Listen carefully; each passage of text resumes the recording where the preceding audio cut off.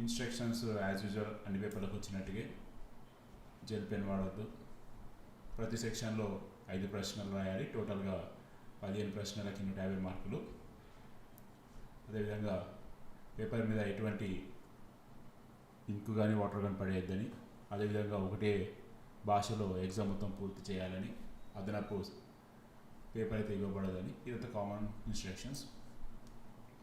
So మనం direct section 1లో చూసుకుంటే భారతదేశపు కరెంటు ఖాతా లోటు మరియు అనుకూల చెల్లింపుల బ్యాలెన్స్ బీఓపీకి కారణమవుతున్న అంశాల గురించి విశ్లేషించండి మరియు భారత ఆర్థిక వ్యవస్థ మీద వాటి ప్రభావాల గురించి చర్చించండి. సో కరెంటు ఖాతా లోటు అనేది మనకి బడ్జెట్లో చాలాసార్లు ఈ పదాలు ఇప్పుడు వస్తున్నాయి. ఎందుకంటే ప్రతి రాష్ట్రంలోనూ దాదాపు కేంద్రంలోనూ ఈ పదం డైరెక్ట్ కనబడుతూనే ఉంది. సో దాన్ని బేస్ చేసుకొని వీళ్ళు మళ్ళీ ఈ క్వశ్చన్ ఫ్రేమ్ చేసినట్టు అనుకోవచ్చు. ఇది ట్రెండింగ్ క్వశ్చన్ అని అనుకోవచ్చు.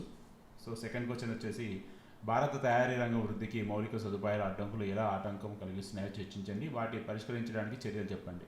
సో ఇక్కడ 2 క్వశ్చన్లు అడిగారు, అడ్డంకులు ప్లస్ వాటికి పరిష్కారాలు. భారత తయారీ రంగం మీకు తెలుసు, ఇప్పుడున్నటువంటి NDA government make in India అనే రకరకాల పథకాలతోటి ముందుకెళ్తుంది. భారతదేశంలో తయారీ రంగానికి పెద్దపీట వేస్తూ వస్తున్నారు. సో దానికి అనుగుణంగానే ఈ క్వశ్చన్ని ఫ్రేమ్ చేసినట్టుగా మనం భావించవచ్చు. సో మరో క్వశ్చన్ వచ్చేసి భారతదేశంలో ద్రవ్య విధానం మరియు ఆర్థిక విధానంతో ముడిపడిన కీలక అంశాల గురించి చర్చించండి మరియు వనరుల సమీకరణ, ద్రవ్యోల్బణం నిర్వహణలో వాటి పాత్ర మూల్యాంకనం చేయండి. సో ఇది ద్రవ్య విధానం గురించి అడుగుతున్నారు, ఆర్బీఐ ద్రవ్య విధానం గురించి. సో ఇది మానిటరీ పాలసీస్ వాటి గురించి ఖచ్చితంగా బ్యాంకింగ్ చాప్టర్లలో ఇది చాలా ఇంపార్టెంటే. సో అదేవిధంగా ఇది ఒక బేసిక్ క్వశ్చన్ అనుకోవచ్చు. మళ్ళీ ఇక్కడ చాలా పాయింట్స్ వీళ్ళు కవర్ చేశారు. వనరుల సమీకరణ, ద్రవ్యోల్బణం, వాటి నిర్వహణలో పాత్ర మూల్యాంకనం చేయండి అన్నారు. సో ఇది ఆల్మోస్ట్ బేసిక్ క్వశ్చన్ కిందకి అనుకోవచ్చు. సో మరో క్వశ్చన్ చూసుకుంటే అంతర్గత మరియు బాహ్య ప్రభుత్వ రుణాల మధ్య తేడాను గుర్తించండి. భారతదేశం వంటి అభివృద్ధి చెందుతున్న దేశానికి వాటి సాపేక్ష ప్రయోజనాలు మరియు నష్టాలు. సో ప్రభుత్వ రుణాల గురించి ఈ క్వశ్చన్ అడుగుతున్నారు. సో బడ్జెట్లో గత 10 ఏళ్లలో ఎన్డీఏ గవర్నమెంట్ చాలా రుణాలు అయితే తీసుకుంది. సో ఆ బడ్జెట్లో ఏదైతే వాళ్ళు మాట్లాడుకున్నారో దాని మీదనే వీళ్ళు మళ్ళీ క్వశ్చన్ ఫ్రేమ్ చేసినట్టుగా పడుతుంది. ఇది కూడా ట్రెండింగ్ క్వశ్చన్ అనుకోవచ్చు. సో ప్రయోజనాలు, నష్టాలు, భారతదేశం అంటే అభివృద్ధి చెందుతున్న దేశానికి దీనివల్ల వచ్చే ఇబ్బందులను కూడా వీళ్ళు అడగడం జరుగుతున్నది. సో ఇది కూడా బడ్జెట్ని క్షుణ్ణంగా పరిశీలించిన వారికి ఇది ఎక్స్పెక్టేషన్ క్వశ్చన్ అనుకోవచ్చు.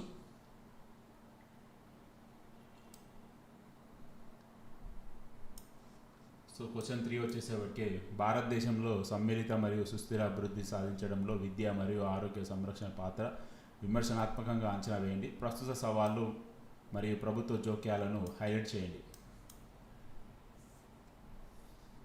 సో భారతదేశ సమ్మిళిత మరియు సుస్థిర అభివృద్ధిలో ఆరోగ్య సంరక్షణ గురించి, అంటే ఆరోగ్యం, విద్య గురించి అడగడం జరిగింది. సో మీకు తెలుసు బడ్జెట్లో విద్యకి, ఆరోగ్యానికి కేంద్ర ప్రభుత్వం ఎంత బడ్జెట్ని ఈ సంవత్సరం కేటాయించింది, లాస్ట్ టైం కేటాయించి ఎంత రిలీజ్ చేసింది, అదేవిధంగా ప్రస్తుతం ఉన్నటి సవాళ్ళు, ప్రభుత్వ జోక్యాల గురించి హైలైట్ చేయండి అని కూడా అడిగాడు. అంటే ఆల్మోస్ట్ ఎగ్జాంపుల్ కూడా అడిగినట్టే అనుకోవాలి. సో ఇది కూడా ఆల్మోస్ట్ డైరెక్ట్ క్వశ్చన్ అని అనుకోవచ్చు. మరో క్వశ్చన్ చూసుకుంటే ఆంధ్రప్రదేశ్ బడ్జెట్ రిసోర్సెస్ వనరులకి మద్దతు ఇస్తున్న ప్రధాన వనరులను వివరించండి. తగినంత ఆర్థిక వనరులు సమీకరించడంలో రాష్ట్రం ఎదుర్కొంటున్న కీలక సవాళ్ళు ఏమిటి? సో ఇది కూడా మళ్ళీ ప్రస్తుతం ఉన్న గవర్నమెంట్ పాలసీకి సంబంధించిందే.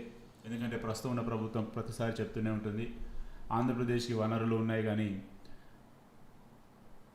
తగినంత నగదు లేదు, మనం లోటు బడ్జెట్లో ఉన్నాం, చాలా సవాళ్ళు ఉన్నాయి ముందు అని చెప్పేసి ప్రస్తుతం ఉన్న గవర్నమెంట్ పదే పదే ఇక్కడ చూసిన వాళ్ళు అదే పదాలు వాడడం జరుగుతుంది. దానికి అనుగుణంగా క్వశ్చన్ ఫ్రేమ్ చేశారు. అందుకని క్లియర్గా బడ్జెట్ రిసోర్సెస్ వనరులకు మద్దతు ఇస్తున్న ప్రధాన వనరులు ఏంటి అంటే ఆంధ్రప్రదేశ్ ఆదాయాన్ని పెంచడానికి ఉన్నటువంటి ప్రధాన వనరులు అడిగారు.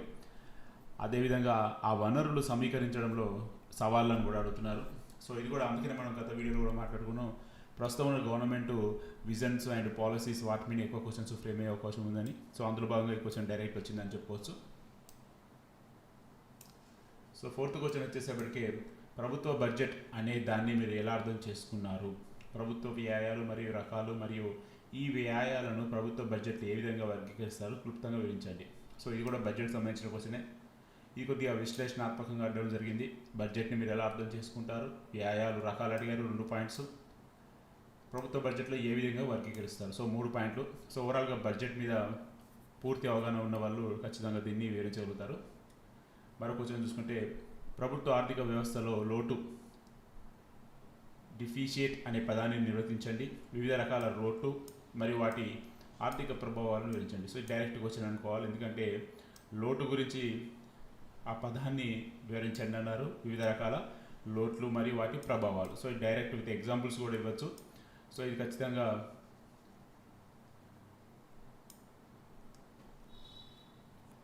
డైరెక్ట్ క్వశ్చన్ అని నేను అనుకోవచ్చు. ఖచ్చితంగా చాలామంది అభ్యర్థులు దీన్ని అద్భుతంగా ప్రజెంటేషన్ చేసే అవకాశం అయితే ఉంది.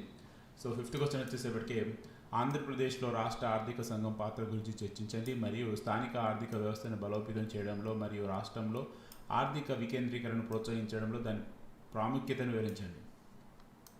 సో ఇది రాష్ట్ర ఆర్థిక సంఘం పాత్ర గురించి అడగడం జరిగింది మరియు స్థానిక ఆర్థిక సంస్థను బలోపేతం చేయడంలో రాష్ట్ర ఆర్థిక వికేంద్రీకరణ ప్రోత్సహించడంలో ప్రాముఖ్యత.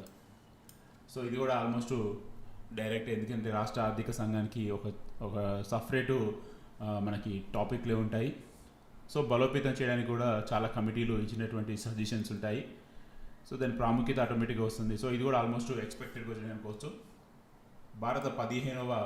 మరో క్వశ్చన్, భారత 15వ ఆర్థిక సంఘం యొక్క ముఖ్య సిఫారసులు చర్చించండి. ఈ సిఫారసులు కేంద్ర రాష్ట్ర స్థాయిలో ప్రభుత్వ బడ్జెట్ను ఎలా ప్రభావితం చేస్తాయి? సో ఎలా ప్రభావితం చేస్తాయి ఆర్థిక సంఘం యొక్క సిఫారసులు అనేది అందరికీ తెలిసిందే. ఎందుకంటే రాష్ట్రాలు కలెక్ట్ చేసిన ట్యాక్స్ని పంచేది ఆర్థిక సంఘం యొక్క సిఫారసులే. సో చాలా విధంగా ప్రభావితం చేస్తాయి. సో ముఖ్యంగా 15వ ఆర్థిక సంఘం అని చెప్పేసి వీళ్ళు మెన్షన్ చేశారు కాబట్టి 15వ ఆర్థిక సంఘంలో దాదాపు 5 నుంచి 6 ఇంపార్టెంట్ పాయింట్స్ తీసుకొని బడ్జెట్లో నిధులు ఇస్తారు. అదే విధంగా రాష్ట్రం ట్యాక్స్ను కేంద్రం కలెక్ట్ చేసి ఆ ట్యాక్స్కి మళ్ళీ తిరిగి రాష్ట్రానికి ఇచ్చేటప్పుడు పర్సంటేజ్ కూడా ఆ ఒక సిఫారసు మీదే ఉంటుంది. సో ఇది చాలా expected question and direct question. చాలామంది అభ్యర్థులు ఖచ్చితంగా అద్భుతంగా అయితే ఇస్తారు ఆన్సర్.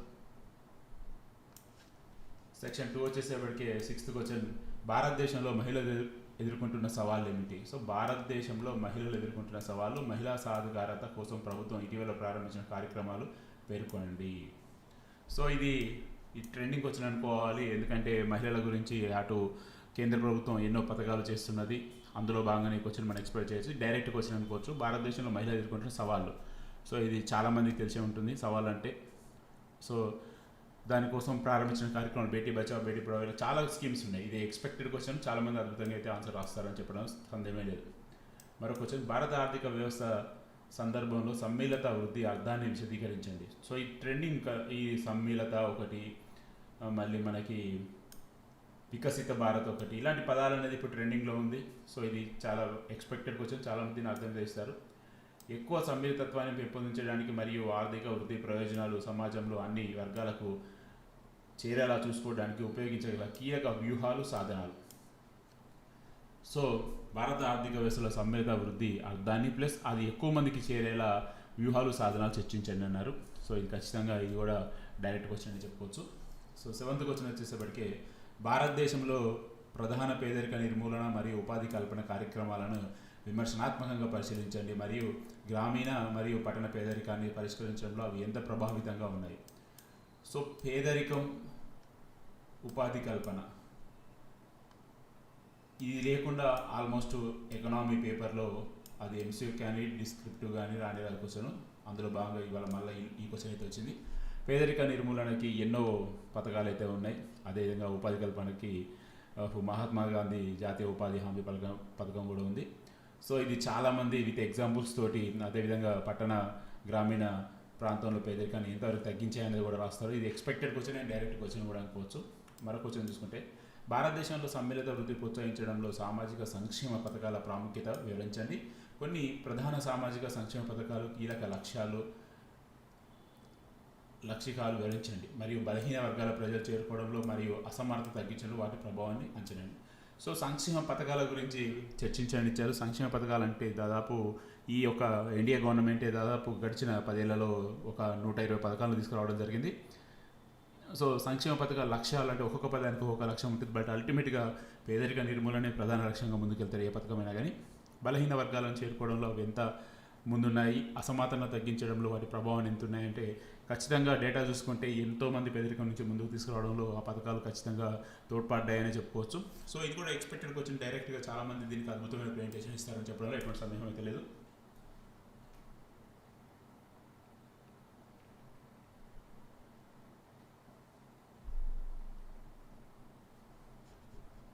సో మరో క్వశ్చన్ చూసుకుంటే 8th క్వశ్చన్ వచ్చేసి ఆర్థిక సమ్మిళితం అనే భావనను మరియు భారతదేశంలో సమ్మిళిత వృద్ధిని పెంపొందించడంలో దాని కీలక పాత్ర పరిశీలించండి.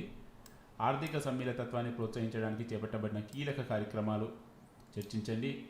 అన్బ్యాంక్డ్ బ్యాంకు సౌకర్యాలు లేని మరియు అండర్ బ్యాంక్డ్ తక్కువ బ్యాంకు సౌకర్యాలు ఉపయోగించే జనాభా అధికారిక ఆర్థిక వ్యవస్థ తీసుకురావడంలో వాటి ప్రభావాన్ని వివరించండి. సో ఇది ఖచ్చితంగా విశ్లేషణాత్మక క్వశ్చన్ అని చెప్పడంలో ఎటువంటి సందేహం లేదు. చాలా విశ్లేషణాత్మకంగా అడగడం జరిగింది. పదాలు కూడా ఆర్థిక సమ్మిళితత్వం అనే భావన చాలా అద్భుతమైన సెంటెన్స్ తోటే స్టార్ట్ అయింది క్వశ్చన్. సో ఈ పదానికి అర్థంతో ఈ ఆన్సర్ అయితే స్టార్ట్ అవుతుంది.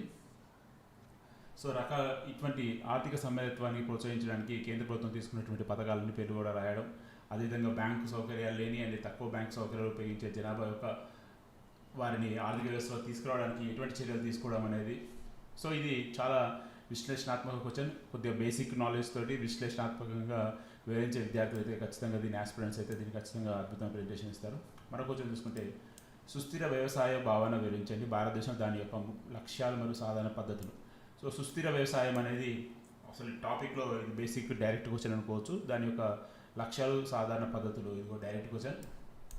సో 9th క్వశ్చన్ వచ్చేసేపటికి భారతదేశంలో వ్యవసాయ మార్కెట్ నియంత్రించడంలో వ్యవసాయ ధరల విధానం, వ్యవసాయ ఉత్పత్తి మార్కెట్ కమిటీ చట్టం పాత్ర గురించి వివరించండి. ఏపీఎంసీ చట్టం పనితీరుకు సంబంధించి విధాన నిర్ణేతలు గమనించిన సమస్యలను పేర్కొనండి. సో వ్యవసాయ మార్కెట్ నియంత్రించడంలో వ్యవసాయ ధరలు. సో ఇది కూడా వ్యవసాయ ధరలు అనేది గత 2-3 సంవత్సరాల క్రితం బాగా ట్రెండింగ్లో ఉన్న టాపిక్. సో ట్రెండింగ్ టాపిక్ని వీళ్ళు ఇప్పుడు దీన్ని తీసుకురావడం జరిగింది. ఇది కూడా డైరెక్ట్ క్వశ్చన్, కొద్దిగా విశ్లేషణాత్మకంగా కూడా ఇచ్చేయడం జరిగింది. మరో క్వశ్చన్ చూసుకుంటే భారతదేశ వ్యవసాయ అభివృద్ధి విషయంలో వ్యవసాయ ఫైనాన్స్, ఉత్పాదన మరియు మార్కెటింగ్ యొక్క ప్రాముఖ్యత పరిశీలించండి. వ్యవసాయ కార్యకలాపాలకు ఫైనాన్సింగ్, ఆర్థిక సహాయం, ఉత్పాదనత మెరుగుపరచడం మరియు వ్యవసాయ రంగంలో సుస్థిర అభివృద్ధికి తోడ్పడటకు సమర్థవంతమైనటువంటి మార్కెటింగ్ వ్యవస్థలు అభివృద్ధి చేయడంతో సంబంధం ఉన్న సవాళ్లు మరియు అవకాశాలు. సో వ్యవసాయ మార్కెటింగ్, వ్యవసాయ ఫైనాన్స్ అనేది కూడా మనం ఇంతకుముందు మాట్లాడుకున్నాం. గత 2-3 సంవత్సరాల క్రితం వ్యవసాయ చట్టాలు తీసుకొచ్చినప్పుడు ఆ చట్టాలలో దీని గురించి చాలా వివరణాత్మకంగా ఇవ్వడం జరిగింది. సో ఇది కూడా డైరెక్ట్ అండ్ విశ్లేషణాత్మక క్వశ్చన్. సో 10వ క్వశ్చన్ వచ్చేసి మార్చు రంగం వృద్ధికి కీలక శోధకాలు ఏవి? ఈ రంగం వృద్ధి కోసం మార్చు శాఖ చేపట్టిన పథకాలు ఏవి? సో మీ అందరికీ తెలుసు, ఇది కూడా రెగ్యులర్గా ఈ మధ్య న్యూస్లో ఉంటుంది. సో ఇది కూడా ట్రెండింగ్ క్వశ్చన్ అనుకోవచ్చు. చాలా డైరెక్ట్ క్వశ్చన్. పథకాలు కూడా చాలా తక్కువనే ఉంటాయి, బహుశా ఒక 10 నుంచి 20 లోపే ఉంటుంది. మత్స్యకారుల గురించి చాలా తక్కువ పథకాలే ఉన్నాయి. సో ఇది డైరెక్ట్ క్వశ్చన్. సో ఖచ్చితంగా అందరూ అయితే ఆన్సర్ చేస్తారు ఈ మత్స్యకారుల క్వశ్చన్. మరో క్వశ్చన్ చూసుకుంటే ఆంధ్రప్రదేశ్ ఆర్థిక వృద్ధిలో వ్యవసాయ పాత్ర చర్చించండి. ఇటీవల సంవత్సరాల వ్యవసాయ రాష్ట్ర స్థూల దేశీయ ఉత్పత్తికి ఇది ఎలా దోహదపడుతుంది, దాని పనితీరు ప్రభావితం చేసే ముఖ్య శోధకాల గురించి చర్చించండి. సో ఆంధ్రప్రదేశ్ అభివృద్ధిలో వ్యవసాయ పాత్ర. సో ఆంధ్రప్రదేశ్ ఆర్థిక అభివృద్ధిలో వ్యవసాయ పాత్ర అనేది చాలా ముఖ్యమైన పాత్ర అని చెప్పుకోవచ్చు. ఎందుకంటే వ్యవసాయం ప్రధాన జీవనాధారంగా ప్రజలు ఉంటారు ఆంధ్రప్రదేశ్ లాంటి రాష్ట్రాలలో. ఎందుకంటే అక్కడికి సరిపడా మంచి నీళ్ళు ఉన్నది, సరిపడా మంచి వ్యవసాయ అనుకూలమైనటువంటి వాతావరణం ఉన్నది. సో ఇది డైరెక్ట్ క్వశ్చన్ అనుకోవచ్చు, ఎందుకంటే రాష్ట్ర స్థూల దేశీయ ఉత్పత్తి కూడా అడిగారు. సో ఇది ఎక్స్పెక్టేషన్ క్వశ్చన్ అనుకోవచ్చు. చాలామంది దీన్ని డైరెక్ట్గా ఆన్సర్ ఇవ్వగలుగుతారు. సో సెక్షన్ 3కి వచ్చేస్తే మనకి 11వ నెంబర్ క్వశ్చన్ వచ్చేసి 11th. భారతదేశ ఆర్థిక వృద్ధిలో పారిశ్రామిక రంగం పాత్ర పరిశీలించండి. పారిశ్రామిక ఆదాయ ఉత్పత్తి, ఉపాధి మరియు ఆర్థిక వ్యవస్థ యొక్క ఆధునీకరణ ఎలా దోహదపడుతుంది? సంబంధిత ఉదాహరణలు మరియు విధాన సూచనలతో మీ సమాధానం బలపరచండి. సో ఆంధ్రప్రదేశ్ పారిశ్రామిక రంగం, ఇది కూడా గవర్నమెంట్ పాలసీ విజన్స్. ఎప్పుడు చూసినా ఇప్పుడు ప్రజెంట్ ఉన్న గవర్నమెంట్ ఎప్పుడు కూడా ఎన్నో కంపెనీలు తీసుకొస్తున్న పారిశ్రామికలను పరుగులు పెట్టిస్తామంటున్నది. దానికి సంబంధించి వీళ్ళు ఈ క్వశ్చన్ ఫ్రేమ్ చేశారనుకోవచ్చు. అదేవిధంగా ఉదాహరణలు, సూచనలు ఎలా ముందుకు వెళ్ళాలని కూడా అడుగుతున్నారు. కొద్దిగా ఇది డైరెక్ట్ టు అండ్ విశ్లేషణాత్మక క్వశ్చన్ ఇది. మరో క్వశ్చన్ చూసుకుంటే భారతదేశంలో వ్యవస్థాపక అభివృద్ధి ప్రోత్సహించడంలో స్టార్టప్ ఇండియా కార్యక్రమం పాత్రను పరిశీలించండి. ఈ కార్యక్రమం యొక్క ప్రధాన లక్షణాలు ఏమిటి? అది దేశ పారిశ్రామిక ఆర్థిక అభివృద్ధికి ఎలా దోహదపడుతుంది. సో ఇది చాలా డైరెక్ట్ క్వశ్చన్, ఎందుకంటే స్టార్టప్ ఇండియా గురించి ప్రతి ఒక్కరికి తెలిసిందే. ఎన్నో స్టార్టప్ ఇండియా కంపెనీలు ఈరోజు సక్సెస్ఫుల్గా ముందుకు వెళ్ళిపోతున్నాయి. కొన్ని వేల కోట్ల క్యాపిటల్ని అయితే వాళ్ళు తీసుకొస్తున్నారు. సో దాని యొక్క ప్రధాన లక్షణాలు అవి దేశ ఆర్థిక పారిశ్రామిక అభివృద్ధికి ఎలా దోహదపడతాయి అంటే ఎగ్జాంపుల్తో సహా ఖచ్చితంగా ఇవ్వచ్చు. ఎగ్జాంపుల్ ఓలా కానీ ఫ్లిప్కార్ట్ కానీ ఇలాంటి ఎన్నో ఉన్నాయి. సో ఇది ఖచ్చితంగా డైరెక్ట్ క్వశ్చన్, ఖచ్చితంగా అందరూ అయితే అద్భుతంగా ప్రజెంటేషన్ ఇవ్వగలుగుతారు. సో 12వ క్వశ్చన్ వచ్చేసరికి ఆంధ్రప్రదేశ్ ప్రభుత్వ పారిశ్రామిక విధానాన్ని విమర్శనాత్మకంగా పరిశీలించండి. రాష్ట్రంలో పారిశ్రామిక అభివృద్ధికి ప్రధాన కార్యక్రమాలు, సహాయ చర్యలు, అడ్డంకులేమి. సో ఇది చాలా బేసిక్ అండ్ డైరెక్ట్ క్వశ్చన్ అనుకోవచ్చు. ఎందుకంటే పారిశ్రామిక విధానం అనేది గవర్నమెంట్ ఆల్రెడీ ఇచ్చింది. దాని యొక్క కార్యక్రమాలు ఎన్నో వీళ్ళు పథకాలు పెట్టారు, దానికి చర్యలు, అడ్డంకులు ఇవన్నీ కూడా డైరెక్ట్ క్వశ్చన్. ఇది ఖచ్చితంగా ప్రతి ఒక్కళ్ళు అద్భుతంగా ప్రజెంటేషన్ ఇచ్చే క్వశ్చన్ అనుకోవచ్చు. మరో క్వశ్చన్ చూసుకుంటే భారతదేశ ఆర్థిక అభివృద్ధిలో పారిశ్రామిక రంగం పాత్ర చర్చించండి. పారిశ్రామిక విధానం, ప్రమోషన్ విభాగం, డిఐపిపి పాత్ర చర్చించండి. ఇది కూడా డైరెక్ట్ క్వశ్చన్. ఎందుకంటే పారిశ్రామిక రంగంలో డిఐపి పాత్ర గురించి మనకి పేజీలు ఉంటుంది, ఎంత పెద్ద స్టాండర్డ్ టెక్స్ట్ బుక్ తీసుకున్నా. సో ఈ రెండు క్వశ్చన్ చాలా డైరెక్ట్ క్వశ్చన్ అని చెప్పుకోవచ్చు. 13వ క్వశ్చన్ వచ్చేసరికి భారతదేశంలో రవాణా మౌలిక సదుపాయాల ప్రస్తుత స్థితి మరియు ఆర్థిక అభివృద్ధికి దాని సహకారం చర్చించండి. కీలక సవాళ్లు ప్రముఖపరిచి దాని సామర్థ్యం మరియు పరిధిని మెరుగుపరచడానికి విధాన చర్యలు సూచించండి. సో రవాణా క్వశ్చన్ అనేది చాలా ఇంపార్టెంట్. ఎందుకంటే గడిచిన 10 ఏళ్లలో ఇండియా గవర్నమెంట్ విపరీతంగా రవాణా రంగానికి బడ్జెట్ అయితే కేటాయిస్తుంది. 10 సంవత్సరాలు 2 నుంచి 3 లక్షల కోట్ల రూపాయలు కేటాయిస్తుంది. అదేవిధంగా ప్రతి రాష్ట్రానికి దాదాపుగా డబల్ ఎన్హెచ్ రోడ్స్ అయితే వీళ్ళు కేటాయిస్తున్నారు. చాలా రోడ్లు ఇప్పుడు నేషనల్ అథారిటీ కిందకి వెళ్ళిపోయాయి. సో ఇది అద్భుతమైన క్వశ్చన్. ప్రతి ఒక్కరు దీనికి అద్భుతంగా ఆన్సర్ అయితే వేయగలుగుతారు, అందులో డౌటే లేదు. మరొక క్వశ్చన్ చూసుకుంటే భారతదేశ పునరుత్పాదక రెన్యూబుల్ ఎనర్జీ వ్యూహంలో సౌరశక్తి ప్రాముఖ్యత చర్చించండి. సౌరశక్తి ప్రోత్సహించడంలో ప్రధాన కార్యక్రమం, విజయాలు, సవాలు. సో ఇది చాలా బేసిక్ క్వశ్చన్ అండ్ అద్భుతంగా ప్రజెంటేషన్ చేసే క్వశ్చన్. ఎందుకంటే రెన్యూబుల్ ఎనర్జీ గురించి ఈ రోజుల్లో ఎక్కడ చూసినా మనకి పేజీలు ఆన్సర్లు అయితే మనకు దొరుకుతూనే ఉన్నాయి. ఆర్టికల్స్, ఎడిటోరియల్ ఎన్నో ఉన్నాయి. ఇందులో కార్యక్రమాలు ఇచ్చారు, పథకాలు ఇచ్చారు, విజయాలు ఇచ్చారు, సవాళ్ళు ఇచ్చారు. అద్భుతంగా ప్రజెంటేషన్ చేసే క్వశ్చన్ అని చెప్పుకోవచ్చు, అందులో డౌటే లేదు. సో 14th క్వశ్చన్ చూసుకుంటే భారతదేశంలో పట్టణ మౌలిక సదుపాయాల రూపురేఖలు మార్చడంలో స్మార్ట్ సిటీ మిషన్ పాత్రను విమర్శనాత్మకంగా అంచనా వేయండి. దాని లక్ష్యాలు, అమలు, పురోగతి, కీలక విజయాలు, ఎదుర్కొన్న ప్రధాన సమస్యలు, సవాలు పేర్కొండి. స్మార్ట్ సిటీ ఇండియా గవర్నమెంట్ ప్రతిష్టాత్మకంగా ప్రవేశపెట్టిన పథకాలలో స్మార్ట్ సిటీస్ అనేది చాలా ముఖ్యమైనది. దాదాపు 100 పైన సిటీలకు ఇచ్చారు. దాదాపు కొన్ని 500-1000 కోట్ల రూపాయలతో ఎంతో అద్భుతంగా తీసుకొచ్చిన పథకం ఇది.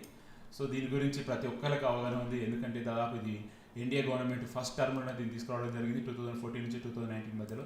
ప్రతి ఒక్కరు దీని మీద అవగాహన ఉంది. ఖచ్చితంగా డైరెక్ట్ క్వశ్చన్, అందరూ ఖచ్చితంగా అయితే ఆన్సర్ ఇవ్వగలుగుతారు.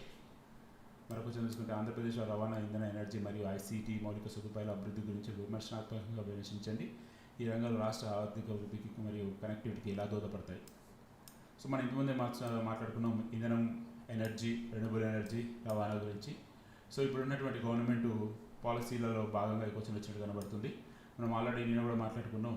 ప్రస్తుతం ఉన్నట్టు గవర్నమెంట్ పాలసీలు చూసుకుంటే ఆల్మోస్ట్ సగం క్వశ్చన్ అక్కడనే కవర్ అవుతాయని.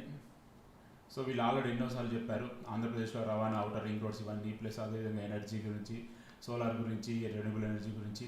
సో అదే డైరెక్ట్ క్వశ్చన్ అడగడం జరిగింది. సో 15వ క్వశ్చన్ వచ్చేసరికి భారతదేశంలో కేంద్రం మరియు రాష్ట్రాల మధ్య ఆర్థిక సంబంధాల కోసం తాజా ఆర్థిక సంఘం చేసిన సిఫారసులు ప్రాముఖ్యత గురించి చర్చించండి. వనరుల కేటాయింపు, ఆదాయ భాగస్వామ్యం గురించి ప్రత్యేకంగా ప్రస్తావించండి. సో మనకి జస్ట్ నెల రోజుల క్రితం కూడా ఆర్థిక సంఘం అయితే రాష్ట్రానికి రావడం జరిగింది. దాని గురించి ఎన్నో మాట్లాడడం జరిగింది. అప్పుడు కూడా చాలా పేపర్లు ఆర్టికల్స్ ఇచ్చాయి. అదేవిధంగా ఆర్థిక సంఘం సిఫారసులు, వాటి ప్రాముఖ్యత ఎలా ఉంటుందన్నది కూడా మీ అందరికీ తెలుసు.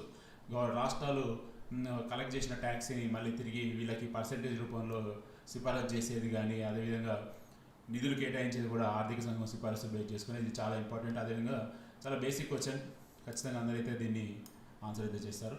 సో మరొక క్వశ్చన్ చూస్తే ప్రస్తుతం అమల్లో ఉన్నటువంటి ప్రభుత్వ ప్రైవేటు భాగస్వామ్యం త్రిబుల్-పి మౌలిక సదుపాయాల అభివృద్ధి నమూనాలో లోపాలు ఏమిటి?